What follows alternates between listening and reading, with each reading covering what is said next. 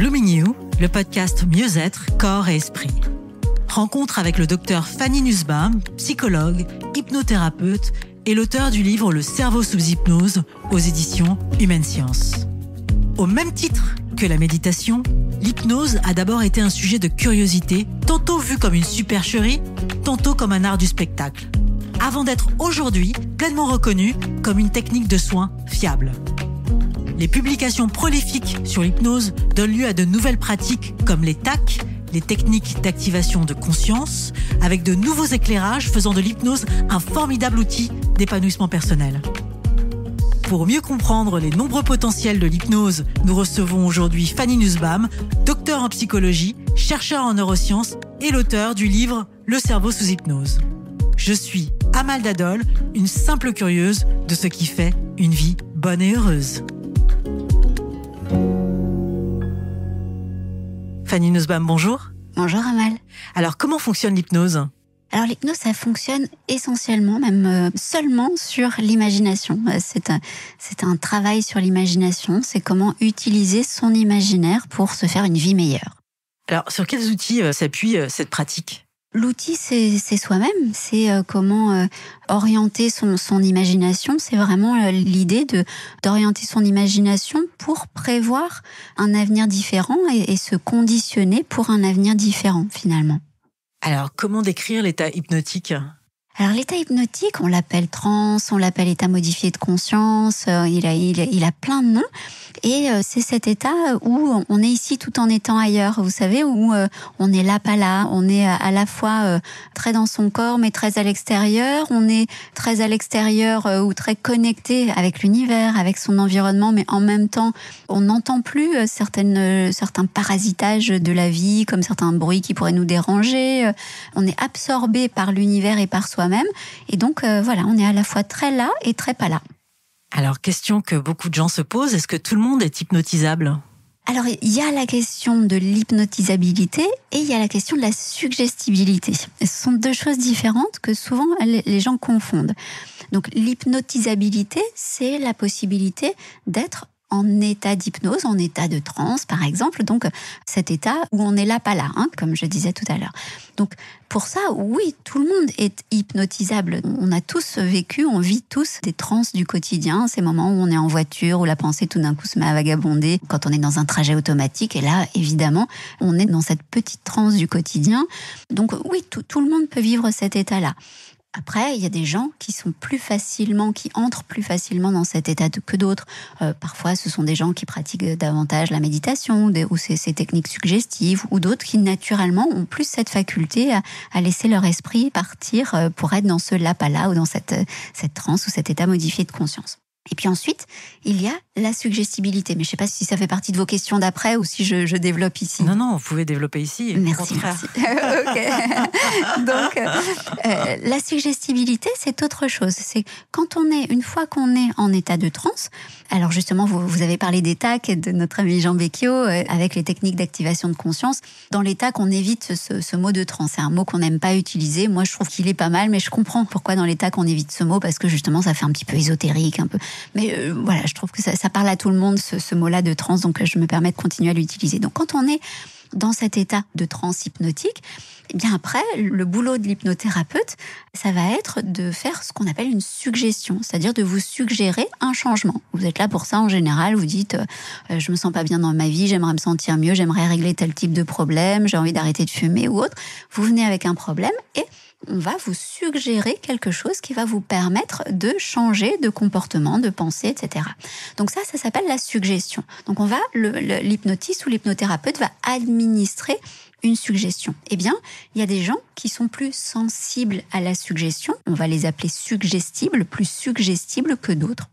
En effet, il y a des personnes, il y a notamment une échelle de suggestibilité qui s'appelle l'échelle de Stanford, qui est utilisée par tous les chercheurs ou les hypnotistes qui veulent voir si quelqu'un est plus ou moins suggestible.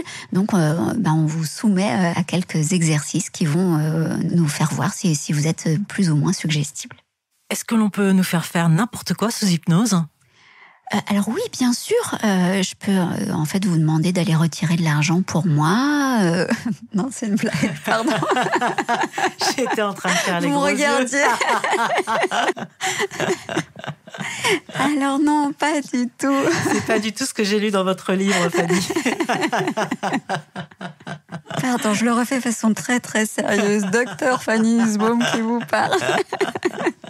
Alors non, hélas, c'est pas comme dans l'inspecteur Colombo. C'est une série de mon époque pour ceux qui ne connaissent pas l'inspecteur Colombo. Il y a eu des meurtres qui se sont commis sous hypnose.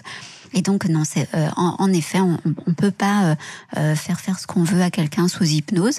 Ça serait chouette, mais c'est pas possible parce que simplement sous hypnose, c'est comme si vous aviez une autre voix qui vous parle et qui cherche à vous convaincre de quelque chose. Mais cette voix-là, je dis souvent que c'est comme dans la pub.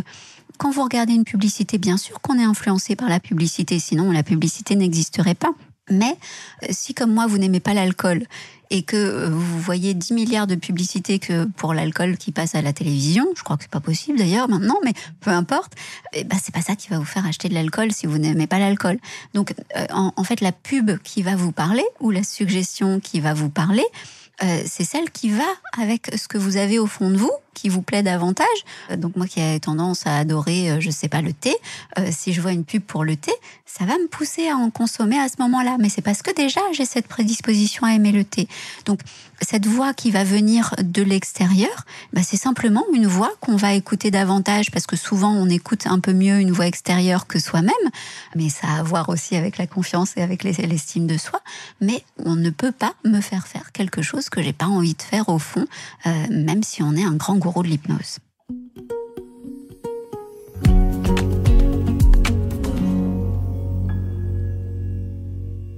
Vous décrivez dans votre livre Les hypnoses du quotidien en citant cette phrase de Romain Gary « J'ai souvent des moments d'orchestre intérieur ». Comment s'incarnent ces moments d'hypnose du quotidien ? Alors, les hypnoses du quotidien, telles que tout le monde les vit sans savoir que c'est de l'hypnose, c'est simplement la pensée qui se met à vagabonder. Et chacun a son propre orchestre intérieur. Quand à nouveau, on est dans la voiture sur ce trajet automatique, puis on a la pensée qui part et on peut être sur une plage de Marrakech où on était il y a pas longtemps et on y revient et on se dit tiens, la prochaine fois j'irai là, etc. Ça, ce sont des petites hypnoses du quotidien. Mais quand on travaille l'hypnose et quand on apprend à vraiment organiser sa pensée et à créer cet orchestre intérieur, alors là, c'est vraiment la magie parce que on peut faire des voyages dans l'univers, dans les étoiles, on peut aller sous l'eau, on peut aller dans le centre de la Terre, on peut faire tous les voyages intérieurs qu'on veut. Et en effet, j'adore cette phrase de Romain Gary parce que dans cette idée d'orchestre intérieur, il y a aussi l'idée des sons et peut-être même, pourquoi pas, des odeurs magnifiques. On peut se retrouver dans un jardin sublime avec des odeurs de roses extraordinaires et entendre une musique qui n'est jouée que pour soi à ce moment-là et que personne d'autre dans le monde entier n'aura jamais entendu. Donc voilà, ça c'est vraiment l'hypnose, c'est créer un univers interne qui n'appartienne qu'à soi et qui soit sa propre magie. La fameuse Madeleine de Proust. C'est ça, la Madeleine de Proust, mais enjolivée, parce que c'est toujours, vous savez que les psychanalystes parlent des souvenirs écrans. Ces souvenirs écrans, ce sont des souvenirs qu'on croit avoir, qui sont finalement des souvenirs qui ont été totalement construits ou reconstitués par la pensée. Et donc, cette Madeleine de Proust, en fait, on ne sait pas, peut-être qu'il n'y avait aucune Madeleine ou que c'était un pauvre gâteau tout rassis et que Proust l'a transformé en une extraordinaire Madeleine avec une odeur extraordinaire. Mais justement, c'est ça son orchestre intérieur à lui. Il a construit peut-être ce souvenir. On va complètement désacraliser la Madeleine de Proust. C'est pas bien ce que je fais. Mais non, on va dire que c'était extraordinaire cette Madeleine. Et il construit tout un univers. Et quand il y retourne dans cet univers-là, il est vraiment en hypnose à ce moment-là. Alors, comment choisir son praticien en hypnose ? Quels sont ses talents ? Je crois que c'est difficile de demander un CV en fait ou d'aller chercher sur le CV. Il faut y aller au feeling. Je pense qu'il faut choisir son thérapeute comme on choisit ses amis. En fait, vous le sentez pas. Je crois que c'est pas plus compliqué que ça. Au bout du compte, c'est marrant parce que moi, c'est vrai que très très souvent on me demande des adresses.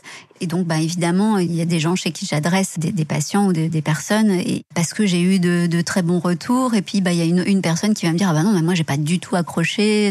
Vraiment, ça s'est pas bien passé. Donc, soit le thérapeute fait ce jour-là n'était pas dans un super jour, soit la relation a pas pris, l'alchimie s'est pas faite, et c'est tout à fait possible.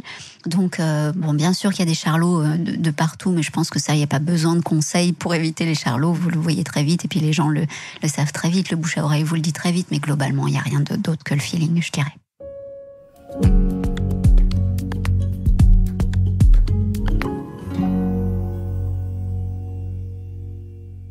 L'hypnose m'a ainsi permis tous les voyages et toutes les rencontres possibles. Il n'y a pas là de limite géographique ou tangible. J'ai pu voyager à l'intérieur de la Terre et de mes cellules. J'ai pu me baigner dans l'eau d'un cénote au Mexique, celui que vous ne connaissez pas et où se trouve un grand sage avec lequel j'ai eu des conversations incroyables. J'ai pu retrouver mon père sur un lieu paisible de mon enfance et même discuter avec un autre moi, petite fille de mes rêves, pendant que le moi grand-mère souriait de nos échanges et nous accompagnait sereinement vers notre avenir commun.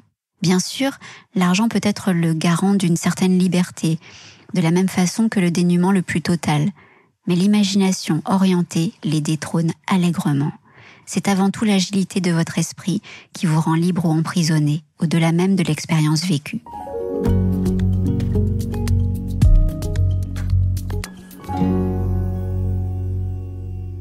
Fanny, vous venez de nous offrir la lecture d'un passage de votre livre. Pourquoi avez-vous choisi cet extrait ? Déjà parce que c'est un extrait très personnel et qui parle de mes rêves à moi, de ce qui me fait me réparer, des métaphores qui me font réparer. Donc le cénote au Mexique, parler à cette autre moi-même petite fille et puis avoir comme guide un autre moi-même grand-mère. Donc c'est vraiment, on appelle ça le reparentage, arriver à être le parent de soi-même ou à chercher un parent qui est soi-même, qui est à l'intérieur de soi sans avoir à aller chercher des ressources à l'extérieur. Donc je trouvais que c'était très parlant pour montrer comment on peut à la fois grandir et à la fois se réparer soi-même grâce à l'imagination. Et c'est pour ça que j'aime bien cette phrase ensuite qui dit que tout ça, c'est une démarche de liberté et que la liberté, c'est vrai qu'on peut avoir beaucoup plus de liberté quand on gagne beaucoup plus d'argent. On peut avoir beaucoup plus de liberté aussi. On parle souvent, on dit souvent, je suis allée dans ces pays très très pauvres et on voit que les gens sont finalement hyper libres parce qu'ils sont pauvres. Donc c'est vrai qu'une grande richesse ou une grande pauvreté peuvent nous donner de la liberté, mais finalement, je crois que ce qu'il y a de plus précieux en nous, et on n'a pas besoin d'être riche ou d'être pauvre ou de quoi que ce soit, ce qui nous rend le plus libre au monde, c'est l'imagination, et ça, l'hypnose décuple l'imagination, ou utilise, je trouve, le mieux possible l'imagination. Que dites-vous aujourd'hui à cette petite fille que vous étiez ? Je lui dis bravo. Je lui ai dit que cette petite fille, elle a tellement eu souvent honte d'elle-même et même cette adulte a eu tellement souvent honte de qui elle était parce que justement elle avait cette imagination débordante qu'elle amenait comme ça dans toutes les circonstances. Il y avait une image qui venait et tout d'un coup, je racontais ce que je pensais au moment où ça me venait. Ça pouvait être, je pouvais couper la parole d'une prof et puis lui dire mais là j'ai cette idée qui me vient. Qu'est-ce que vous en pensez ? Ça n'avait rien à voir avec la sauce. Très souvent, je me suis retrouvée dans ces situations-là où j'ai pu être un peu ridicule avec ma pensée. Et aujourd'hui, en fait, c'est ma grande force, ma pensée, mon imagination. Donc, je suis super fière, finalement.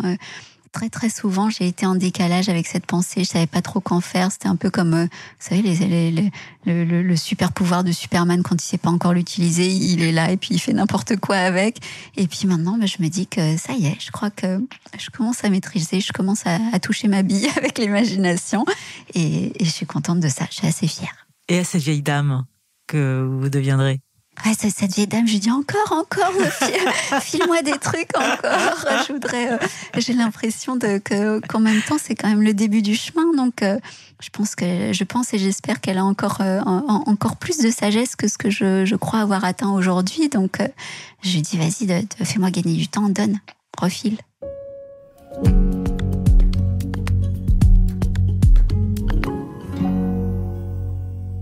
Alors, dans votre livre, vous associez aussi l'hypnose et la performance. Comment l'hypnose peut-elle nous rendre plus performants ou plus créatifs ? En fait, dans un autre livre dont on a parlé toutes les deux aussi, qui s'appelait Le secret des performants, j'ai présenté une idée, un nouveau modèle de l'intelligence, où j'ai expliqué que l'intelligence n'était pas une capacité, comme on a tendance à le proposer aujourd'hui, mais que c'était un état. Et que le grade, le stade le plus élevé de l'état d'intelligence, en fait, j'expliquais que l'intelligence, c'est un état qui nous permet de voir nos capacités révélées. Donc, soit on a des capacités de pensée, de réflexion qui sont de haut niveau et parfois on va pas être en état d'intelligence et on va être incapable de montrer quoi que ce soit de cette super pensée de haut niveau. Mais parfois on va être en état d'intelligence et on va avoir une pensée qui va dérouler super bien. Ou alors on a des capacités athlétiques de haut niveau. Et dans ce cas-là, pareil, un jour, on va faire un coup incroyable au tennis et on va être dans un super état d'intelligence. Et à un autre moment, il va y avoir rien qui va sortir de la raquette, alors que finalement, on a exactement les mêmes capacités que 10 minutes auparavant. Donc, voilà, j'explique ce modèle qui dit que l'intelligence est un état. Et le stade le plus élevé de l'état d'intelligence, celui où on peut mettre le plus en avant ses capacités, montrer au monde ce qu'on a dans les tripes finalement, eh bien, c'est la performance. Donc, comment l'hypnose peut nous permettre d'être en performance ? En fait, c'est marrant parce que je me suis aperçue, après avoir écrit mon livre sur la performance, et après avoir renoué avec mes premiers amours qui étaient l'hypnose, que finalement, cet état d'intelligence extraordinaire, qui est l'état de performance, ça n'est rien d'autre qu'un état d'hypnose. Et que quand on est en hypnose, c'est-à-dire quand on est dans cet état dedans dehors, là pas là, etc., quand on trouve ce flow de la pensée, ce moment où on a l'impression que tout est facile parce que on a créé ou on a trouvé ce conditionnement idéal pour que toutes les planètes soient alignées, c'est ça l'intelligence et c'est ça la performance. Et en fait, ça n'est rien d'autre qu'un super état hypnotique. Vous écrivez dans votre livre « La philosophie de l'hypnose et de l'intelligence suppose forcément qu'on s'arme d'optimisme. Il ne s'agit pas ici de l'optimisme si critiqué par Nietzsche, qu'il qualifie d'ailleurs de niaiserie, qui se fonde sur une croyance en une force extérieure à soi et qui ne nous fait vivre que ce qui est bon pour soi. Il s'agit de la croyance que l'on possède les ressources intérieures pour faire face à tout ce que la vie propose d'agréable ou de douloureux. » Pourquoi, Fanny, voyez-vous l'hypnose comme une philosophie de vie ? Parce que je pense que, déjà, ça m'agace beaucoup qu'on parle de l'hypnose seulement comme un outil. Aujourd'hui, on est dans cette ère très scientiste. Moi, je suis une scientifique, alors je peux pas renier la science. Et évidemment que j'aime la science et que j'aime cette approche-là. Mais aujourd'hui, j'ai l'impression que pour tout ce qui était autrefois ésotérique, et c'était pas bien non plus que ce soit ésotérique et qu'on voit cette force extérieure, le magnétisme animal de Mesmer, où on sentait le magnétisme qui arrivait dans la limaille de fer, et puis il se passait des choses comme ça. On avait l'impression d'un truc vraiment externe. Et voilà, très ésotérique. Je pense que ni l'un ni l'autre ne sont bons pour l'humain. Je crois que il faut redonner ses lettres de noblesse à l'hypnose et que l'hypnose, c'est bien plus que simplement un outil qui va nous permettre d'arrêter de fumer ou de se sentir mieux dans ses baskets. On va voir un gars en blouse blanche et puis ce gars-là, il va faire un truc sur soi et puis ça va aller mieux.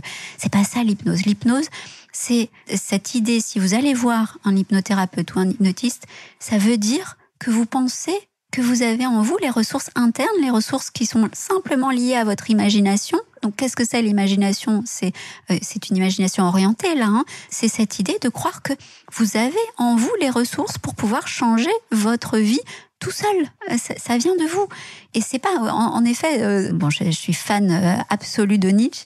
Quand il parle de cette idée, je ne sais pas s'il parle de confiance en soi, je me souviens plus exactement, mais en tout cas, cette idée qu'il pourrait y avoir cet être extérieur qui vient là et qui change votre vie, et c'est ça l'optimisme, il y a un Dieu ou il y a quelqu'un d'extérieur qui... Non, ce que dit Nietzsche aussi, c'est que on a en soi ces ressources-là. Quand il dit « deviens qui tu es », c'est pas essaye de trouver qui tu es et puis en trouvant qui tu es, un jour à la fin de ta vie, tu deviendras un grand sage. C'est pas ça, c'est... construis qui tu es. Quand Nietzsche nous dit deviens qui tu es, c'est une construction, c'est deviens qui tu as envie de devenir. Et donc l'hypnose, ça nous dit, c'est de l'imaginationnisme, c'est ce courant imaginationniste. Hélas, on a oublié ce terme, mais c'était issu de l'hypnose, le courant imaginationniste. C'est de dire, avec ton imagination, tu peux créer autant de malheur que de bonheur. Alors, ça paraît très simple comme ça. Il y a des gens qui vont dire, ah bah ouais, d'accord, alors je peux ne soigner mon cancer avec l'imagination. T'es sympa, cocotte, de me dire des trucs comme ça, mais c'est pas si facile que ça. Et évidemment que c'est pas si facile que ça, évidemment qu'il y a des choses qui ne dépendent pas de soi, mais quand même, avec l'imagination, on a un super pouvoir entre les mains et on n'a pas besoin d'aller voir des grands gourous partout pour changer sa vie.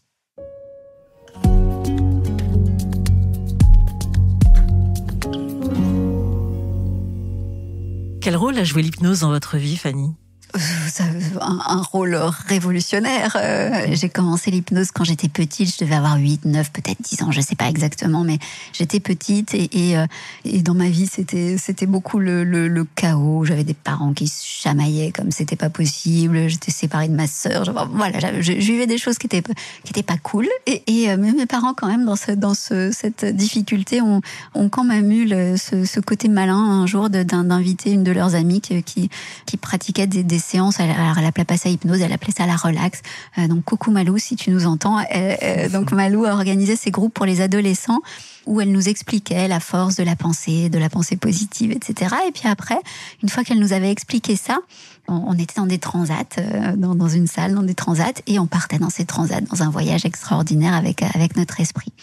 Et ça a vraiment changé ma vie parce que j'ai senti que je pouvais maîtriser mes pensées, maîtriser ma vie, maîtriser ce que ça m'a donné, oui, ce pouvoir de contrôle que j'avais perdu, que je perdais en tant que petite fille qui tout d'un coup devait subir ces adultes qui étaient devenus fous, quoi. Et à ce moment-là, c'est devenu mais vraiment toute ma vie. J'enseignais ça à mes copines, je faisais du prosélytisme à mort. Aujourd'hui, je suis anti-prosélytisme, mais vraiment, ça a alimenté ma joie de vivre, quoi.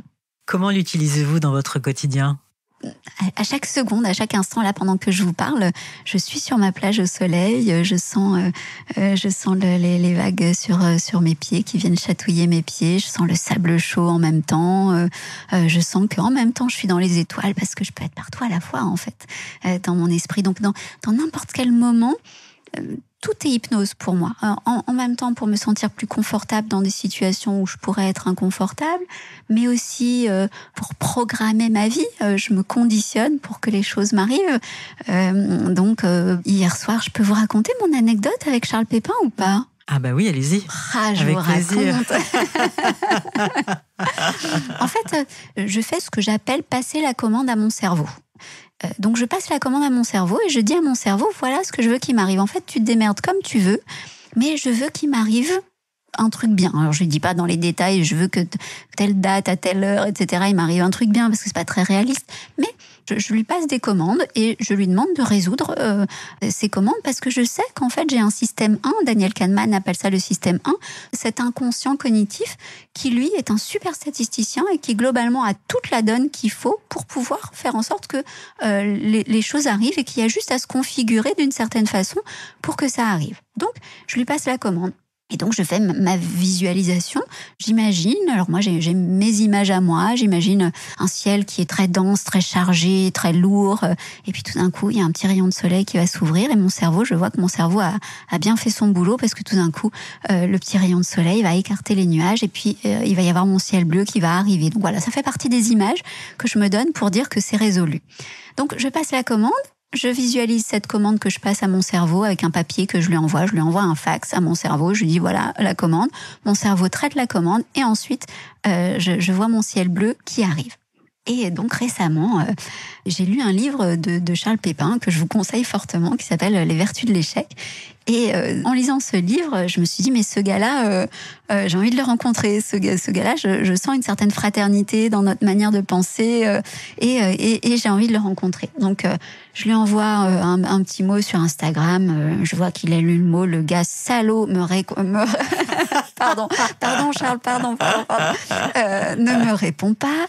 Je demande à tous les copains, est-ce que vous connaissez Charles Pépin? Est-ce que je peux le contacter? Tout ça, pas moyen. Et puis je vois qu'il organise des lundis philosophiques au cinéma Odéon tous les lundis soirs. Et puis moi, je suis lyonnaise, donc je vais quelques fois à Paris, mais pas très souvent. Et souvent, je suis pas le lundi en plus. Et là, bam, je saisis l'occasion. Un lundi, je dois aller à Paris. Je me dis, tiens, c'est l'occasion. Je vais avec mon mari, on s'inscrit. Et puis, de septembre à juin, comme par hasard, le thème est l'inconscient. Comme par hasard aussi, le thème de l'inconscient est traité en collaboration avec Lionel Nakache, qui est un super neuroscientifique qui a beaucoup traité la question de l'inconscient. Donc c'est un duo Charles Pépin, Lionel Nakache. Je me dis, super, ça va parler de mon sujet, puisqu'évidemment, je parle beaucoup de l'inconscient, de l'inconscient cognitif, mais de l'inconscient quand même dans mes livres. Et donc je me rends avec joie à cette soirée. Autre hasard, s'il en est un, il se trouve que Lionel Nakache n'est pas là. Donc, Charles Pépin prend la parole et dit, voilà, on n'a pas Charles Pépin ce soir. Le thème de la semaine prochaine, nous dit-il avec humour, le thème de la semaine prochaine, c'est la déception. Voilà, vous allez être déçus. Déjà maintenant, il y aura pas Lionel Nakache avec moi. Mais si je pouvais poser la question à un neuroscientifique comme Lionel Nakache, je lui demanderais ceci ou cela. Et puis... aussi, il y avait Stanislas Dehaene qui parle beaucoup de la conscience aussi. Je lui demanderais ceci ou cela et il commence à parler de l'inconscient comme ça. Et moi, je trépigne sur ma chaise. Je me dis, merde, quand même, je vais pas le laisser tout seul, le pauvre. Et je me lève et je monte sur scène. Je vais sur scène et donc Charles Pépin Wow. est interloqué. Et se demande ce qu'elle fout là, la fille, quoi. Et oui, vous désirez. Je dis, je viens pour vous aider, en fait. Vous avez besoin d'un neuroscientifique. Voilà, je suis neuroscientifique et je suis psy en même temps. Et donc, c'est pas ma grande spécialité. Moi, ma spécialité, c'est l'intelligence. Mais je pense que je peux quand même parler d'inconscient. Donc, si vous avez des questions à poser, je suis là. Et donc, on a passé toute l'heure à échanger tous les deux avec Charles Pépin. Donc voilà, je pense que j'ai dit super merci à mon inconscient et j'ai appelé mon fils derrière en lui disant j'ai fait un braquage de l'univers, là, voilà ce que j'ai fait. Donc voilà, si Charles Pépin nous écoute, pardon d'avoir braqué votre soirée, mais au moins, j'ai pu vous rencontrer. Génial.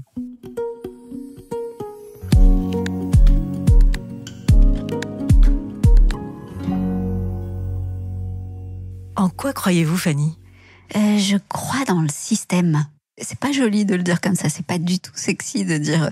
En fait, je suis une systémicienne. Je crois qu'en fait, vous savez, la psychologie d'approche systémique ou la théorie des systèmes en général, ça nous dit que il y a un système qui organise, une cellule, c'est un système, le cosmos, c'est un système, un corps humain, c'est un système, un groupe d'humains, c'est un système, etc., etc. Et que chaque système est régi par des règles, des règles qui lui sont propres, qui sont souvent des règles tacites, mais parfois elles sont explicites. Et en fait, pour chaque système, il faut arriver à comprendre quelles sont les règles de communication, d'interaction au sein de ce système. Et dans ce cas, on peut être fonctionnel au sein de ce système. Et donc, je crois qu'il y a un grand système organisateur que certains peuvent appeler Dieu, etc. Moi, je l'appelle le système, l'univers. Je ne sais pas comment on peut l'appeler, mais je vois pas le grand monsieur à barbe blanche. En tout cas, je crois qu'il y a ce grand système qu'on n'a pas encore compris, mais j'y crois très fort. Et c'est pour ça que je crois aussi que tous les systèmes interagissent et que donc mon petit système cerveau interagit avec un système plus grand qui est environnement et qui lui-même interagit encore avec un système plus grand qui est univers, et que c'est pour ça que mon cerveau peut faire ses probabilités, ses statistiques, parce qu'il est connecté avec tous ces éléments et que je n'y vois rien d'ésotérique, j'y vois seulement un super statisticien, et quand je lui passe la commande, je crois vraiment, peut-être que c'est une croyance stupide, mais je crois vraiment que cette commande que je lui passe, c'est simplement des statistiques qui font qu'il arrive à me faire rencontrer Charles Pépin ou obtenir certaines choses dans la vie, éviter certains désagréments. Qu'est-ce qui vous inspire ou vous émeut ? Ce qui m'inspire la plupart du temps, pour le dire vulgairement, je dirais la performance, mais quand on connaît pas ma théorie de la performance, on peut penser que c'est un truc bling-bling. Mais je suis fascinée par justement ces braquages de l'univers, quoi. Je suis fascinée par ça, et donc quand je vois un Roger Federer qui nous sort un coup de sa raquette extraordinaire, je suis fascinée par ça, mais je suis pas fascinée comme une fan. Bien sûr, je suis fan, mais Fanny, jeu de mots extraordinaire, jeu de mots de malade. J'aurais pas osé. C'est ma grande sœur qui m'appelle Fan. Alors, vous voyez, vous pouvez oser. Parce que je crois que vous pourriez devenir ma grande sœur. Donc, oui, je suis fan, mais c'est surtout une fascination pour ces braquages, pour cette hypnose dans lesquels l'état hypnotique dans lesquels se mettent ces personnes-là et qui font des performances extraordinaires. Et ça, oui, ça m'inspire énormément. Qu'est-ce qui vous effraie ? Ce qui m'effraie, c'est la perte de contrôle, parce que bizarrement, l'hypnose, c'est à la fois un lâcher-prise, mais à la fois un contrôle extraordinaire. Et ce qui m'effraie, c'est quand justement j'y parviens pas, parce que ça m'arrive évidemment de pas y parvenir. Donc ce qui m'effraie, c'est quand quelque chose me tombe dessus et que j'ai pas réussi à utiliser mon cerveau super puissant, que j'ai pas eu les bonnes visualisations, quand j'arrive pas à visualiser quelque chose correctement pour faire en sorte que ça m'arrive. Là, je me tape sur les doigts et je me dis c'est pas bien, et ça m'effraie énormément. En fait, ce qui m'effraie, c'est la mort. Donc ce qui m'effraie, c'est quand j'arrive pas dans le bras de fer. Je pense que tout est bras de fer contre la mort, que tout ce qu'on cherche tous, ce que je cherche moi-même, c'est à faire au quotidien des bras de fer contre la mort pour avoir une vie plus intense, en ayant une vie plus intense plutôt. C'est pas en prolongeant ma vie, c'est en ayant une vie plus intense que je fais ce bras de fer contre la mort. Et donc ce qui m'effraie énormément, c'est quand je laisse ma vie être insipide, ou quand je laisse ma vie être me filer entre les doigts, ne pas m'appartenir, quand je subis les choses, quand je subis des gens que je voudrais pas subir. Là, je me dis, t'as pas assuré, quoi. C'est pas, est-ce que ce moment que t'es en train de vivre, c'est le moment que tu voulais vivre? Et vous voyez, ça doit m'émouvoir, puisque du coup j'en ai la gorge un peu rauque, la voix un peu rauque.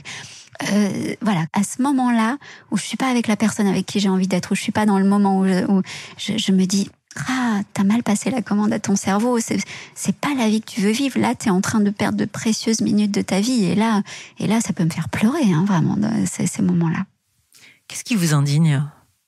Rien, rien du tout. Je ne supporte pas l'indignation, et je vais mal la dire, cette phrase de Nietzsche qui dit quelque chose du genre l'indignation est un mensonge. Il n'y a rien de plus mensonger que l'indignation, pardon. Et je crois que je l'ai mise dans mon livre, cette citation, donc vous pouvez la retrouver. Mais rien, je trouve que c'est une posture que de s'indigner des choses, et au contraire, peut-être que ça va choquer les personnes qui nous entendent, mais je suis pas indignée par le racisme. Voilà, quelqu'un qui est raciste, pour moi, c'est un être humain. Bon, je vous connais quand même pour avoir l'esprit ouvert, et je sais que vous vous appelez Amal, et donc que le racisme, vous devez connaître. Mais souvent, on se dit, quelqu'un qui est raciste, c'est quelqu'un qui a peur. Je trouve que c'est facile de dire ça. Non, quelqu'un qui est raciste, il a sûrement toute une théorie qui est tout à fait cohérente pour dire qu'il aime pas ce que lui considère comme étant ses étrangers. Je vais pas m'indigner du fait qu'il soit raciste. Je vais discuter avec lui, et je vais pas le prendre de haut en lui disant, oui, dis donc, c'est parce que t'as peur ou c'est parce que t'as pas compris les choses, t'as pas compris la vie. Non. Et donc voilà, justement, je n'aime pas cette indignation des gens très souvent en disant, c'est une honte si on pense pas comme moi, c'est une honte si on est comme ci, comme ça.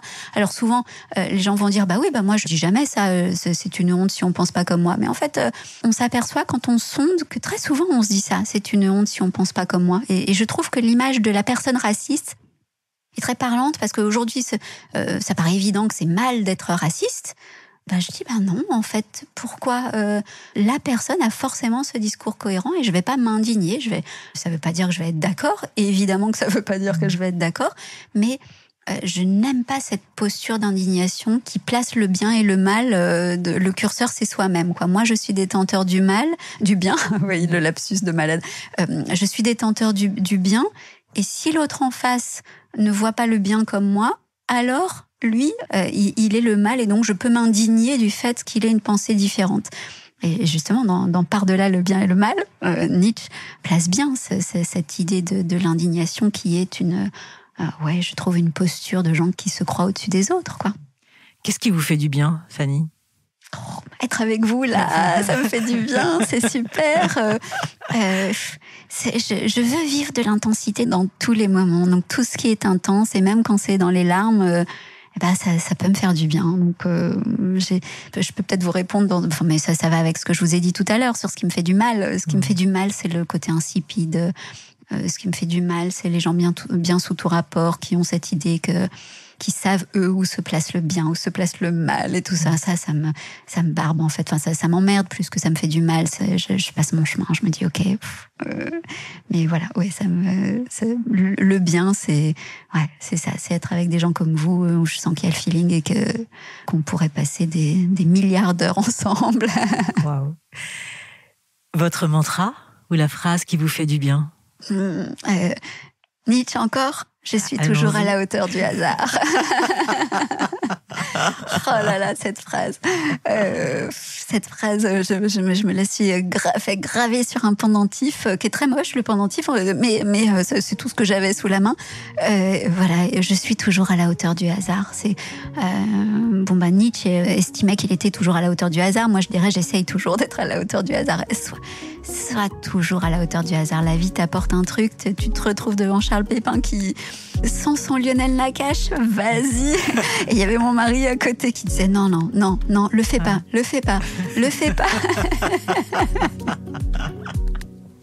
Et j'y suis allée. Donc je crois que j'ai été à la hauteur de Nietzsche et donc du hasard. Eh bien, merci Fanny. Merci Amal. Voilà, nous arrivons à la fin de cet épisode sur l'hypnose et ses applications avec le docteur Fanny Nussbaum. J'ai la chance de pratiquer un métier qui m'enthousiasme. Je rencontre des personnes singulières qui invitent à la réflexion et à de nouveaux paradigmes. Ils n'ont pas peur de balayer les faux-semblants, de sonder leurs pratiques, de se regarder penser et même de mettre en scène leurs faiblesses. L'hypnose, ou les techniques d'activation de conscience, qui ne sont rien d'autre que la mise en perspective du pouvoir thérapeutique des mots, des histoires, des métaphores et de l'imagination, démontrent très bien la nécessité de bien s'entourer. Choisissez des amis dont les paroles seront constructives et réconfortantes, ainsi qu'un thérapeute avec lequel vous vous sentez bien et qui a le souci de votre autonomie. Rejetez ce qui vous rabaisse ou vous victimise et investissez sur ce qui nourrit l'éveil du super-héros qui sommeille en vous. Voilà, je vous donne rendez-vous sur bloomingyou.fr où vous trouverez la transcription de cet entretien avec toutes les références. Je vous dis à très vite pour de nouvelles rencontres et découvertes. Et en attendant, je vous souhaite tout le meilleur. À bientôt.